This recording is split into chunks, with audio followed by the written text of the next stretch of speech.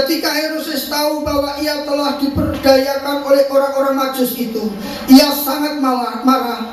Lalu ia menyuruh membunuh semua anak di Bethlehem dan sekitarnya, yaitu anak-anak yang berumur 2 tahun ke bawah, sesuai dengan waktu yang dapat diketahuinya dari orang-orang Majus itu. Saudara, ternyata kelahiran Yesus juga bawa korban. Korbannya anak-anak umur 2 tahun ke bawah harus dibunuh oleh Herodes. Kira-kira menyakitkan nggak, saudara? Menyakitkan. Kenapa orang Israel sampai sekarang mungkin belum percaya kepada Yesus, saudara? Karena ini, karena kelahiran Yesus, semua orang-orang yang di Bethlehem, yaitu orang-orang Yahudi umur 2 tahun ke bawah, harus mengalami kematian oleh Herodes. Saudara, ada satu korban yang tidak enak. Tapi saya mau katakan, di balik semua korban yang terjadi, yang juga kita mau melakukannya kepada Tuhan, satu hal, ada upah yang besar. Melalui kelahiran Yesus Kristus, semua manusia, oleh satu manusia yang bernama Yesus Kristus, semua manusia yang berdosa diselamatkan. Begitu luar biasanya dan begitu mahalnya darah yang tercurah dari Yesus Kristus, sehingga tetesan darahnya sanggup untuk menebus semua dosa manusia. Dan saya percaya bagi Yesus sendiri itu adalah korban juga yang menyakitkan, korban yang tidak enak yang harus dialami. Tapi dia tahu kehendak Bapa yang harus terjadi supaya manusia mengalami keselamatan. Amin. Saudara, saya mau tanya, siapa di tempat ini yang rindu orang lain yang di luar sana menerima keselamatan? Haleluya. Satu hal, Tuhan akan pakai kita menjadi korban, dalam arti apa yang kau miliki seperti orang Herodes, bawa kepada Tuhan. Mungkin itu hartamu, berikan buat Tuhan apa yang bisa kau berikan yang terbaik untuk menjangkau mereka, orang yang belum diselamatkan. Mungkin itu doa-doamu yang kau naikkan di hadapan Tuhan, pujian penyembahan yang kau naikkan di hadapan Tuhan untuk jiwa-jiwa. Mungkin hidupmu yang kudus kau persembahkan bagi Tuhan untuk jiwa-jiwa. Saya mau katakan, apa yang saudara lakukan dan saya lakukan, itu akan diperhitungkan oleh Tuhan. Dan saya percaya 500 jiwa untuk GBI Pekampuran di tahun 2012 kita akan jangkau 500 jiwa. Beri tepuk tangan buat Tuhan. Dan mungkin itu gak enak buat saudara, mungkin gak enak juga buat saya, tapi kita tahu ini adalah kehendak Allah. Kenapa saya katakan kehendak Allah? Karena kehendak Bapa di surga memberikan Yesus Kristus kepada kita adalah untuk jiwa-jiwa. Yesus datang, saudara, perhatikan. Yesus datang ke dalam dunia ini, dia berkorban itu untuk jiwa-jiwa. Bapa di surga, malaikat di surga gak bangga kalau ada orang yang punya uang triliunan. Gak bangga Tuhan, saudara. Tapi Tuhan Yesus bangga, Bapa di surga bangga, malaikat bersuka cita, surga bergoncang pada saat ada satu jiwa diselamatkan bagi Tuhan. Amin. Oleh karena itu Tuhan mau supaya hidup kita mau persembahkan bagi Tuhan sebagai persembahan yang hidup. Biarlah hidup kita dipakai Tuhan untuk menjangkau jiwa-jiwa. Kenapa saya katakan itu? Karena itu hatinya Tuhan, saudara. Dan saya terus terang hari ini saya berdoa, saya nggak ngerti Tuhan.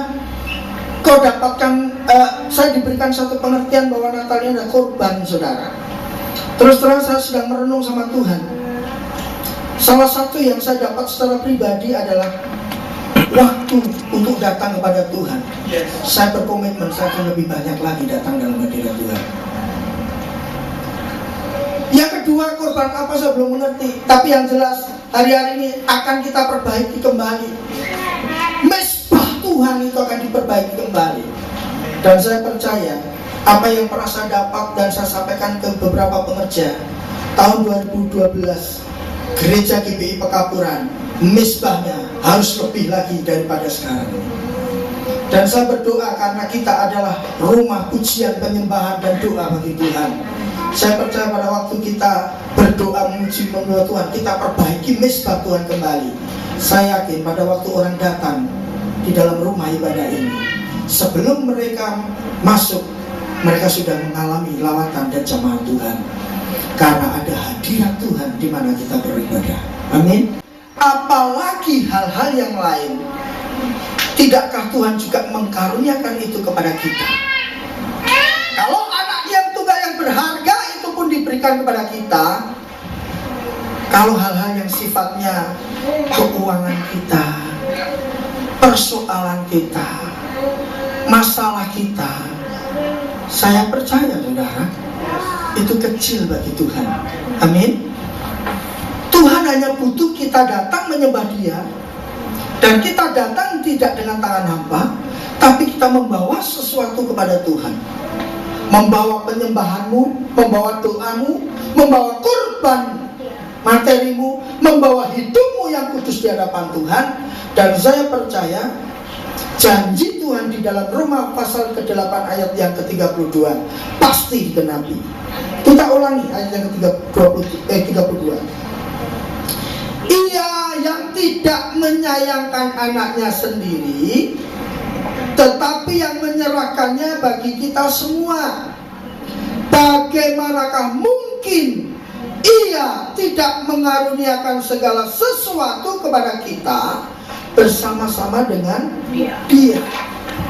Sungguh hebat. Tuhan akan mengaruniakan segala sesuatu kepada saudara dan saya. Yang percaya katakan amin. Amin. Saudara, kalau Bapa kita mengaruniakan segala sesuatu, tentunya saudara, yang namanya segala sesuatu itu bukan hanya satu. Apa saja, apapun yang terjadi dalam kehidupan kita, yang ada dalam kehidupan kita, dan yang menjadi doa kita, Tuhan akan mengaruniakannya kepada kita. Siang hari ini, apa yang menjadi pergumulan saudara? Di momentum Natal ini saudara, satu hal yang Tuhan mau, pada waktu kau datang menyembah Dia, apa yang akan kau berikan yang terbaik bagi Tuhan? Uangkah mungkin itu yang terbaik bagi saudara, yang akan kau persembahkan? Atau mungkin jam-jam doa saudara akan saudara perbaiki di hadapan Tuhan? Atau engkau berkata, Tuhan, aku berikan hidupku bagimu sebagai persembahan yang hidup, yang kudus, yang berkenan kepadamu. Saya percaya di balik semua itu Tuhan akan mengaruniakan hal yang besar di dalam kehidupan saudara. Kalau anak yang tunggal diberikan kepada kita, surga diberikan kepada kita, saudara, itu luar biasa. Apalagi persoalan-persoalan kita, buat Tuhan itu kecil. Amin. Katakan kiri kananmu, Dia Tuhan yang hebat dan dahsyat buat kita. Saudara, hanya satu yang Tuhan mau, kita datang kepada Dia, kita menyembah Dia, kita mau berikan yang terbaik bagi Tuhan, dan kita tetap hidup kudus di hadapannya, tidak bercacat dan bercela di hadapan Tuhan. Saudara, saya percaya, saya terlalu percaya, saya yakin saudara, kalau engkau melakukan ketiga hal ini, engkau hidup kudus di hadapan Tuhan, engkau berikan mezbahmu bagi Tuhan yang terbaik, dan engkau tidak, hatimu tidak kepada harta yang kau miliki, bukan kepada berkat yang kau miliki, tapi hatimu kepada Tuhan.